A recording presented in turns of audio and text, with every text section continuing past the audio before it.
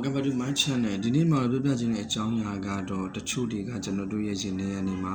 ဘယ်တော့မှထွက်ခွာမသွားဘူးဒါပေမဲ့သူတို့ကကျွန်တော်တို့ရဲ့မြင်ကွင်းရနေမှာတစ်သက်လုံးပျောက်ကွယ်သွားတတ်တယ်ထွက်ခွာသွားတတ်တယ်ဆိုတာနဲ့ပတ်သက်ပြီးတော့ကျွန်တော်ကစာရေးပြောပြတာကိုပြန်လေးပြပြဖြစ်တယ်အဲ့တော့စာရေးဆိုဒီထဲမှာဘာကိုမိမောင်းထိုးပြထားလဲဘာ sharing လုပ်တာဆိုတော့သိအောင်ကျွန်တော်တို့အဆုံးထိလိုက်ပါကြည့်လိုက်အောင် Okay, let's start it. Some people live your life but they never really leave your head စာကြောင်းကဒီလောက်ပါပဲ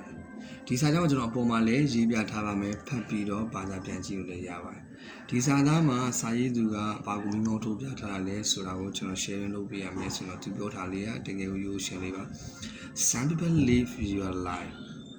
တချို့လူတွေမင်းဘဝကနေပြီးတော့ထွက်ခွာသွားကြတယ်but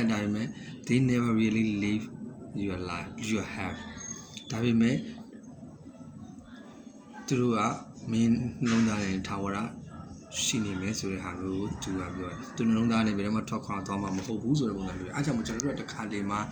တချို့တွေကျွန်တော်လုံးသားနဲ့ပျောက်ကွယ်သွားတယ်ဒါပေမဲ့တစ်သက်လုံးပျောက်ကွယ်သွားတာမဟုတ်ဘူးအဲ့လိုမျိုးဟာတွေကလည်းအများကြီးဘဝမှာကြုံတွေ့လာမှာဖြစ်ပါတယ်ဒါကြောင့်မလို့ကျွန်တော်တို့ကကိုမျက်စိရှိကပျောက်ကွယ်သွားတဲ့လူတွေအားလုံးကိုမချင်လို့ကိုသူ့ကိုမချင်လို့စိတ်ထဲမှာမထင်ပါနဲ့ကိုရဲ့မသိတဲ့ဟုတ်တဲ့ mind တစ်ခုကနေပြီးမှ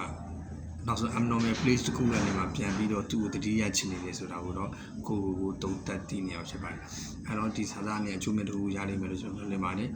I love you all see you my next video bye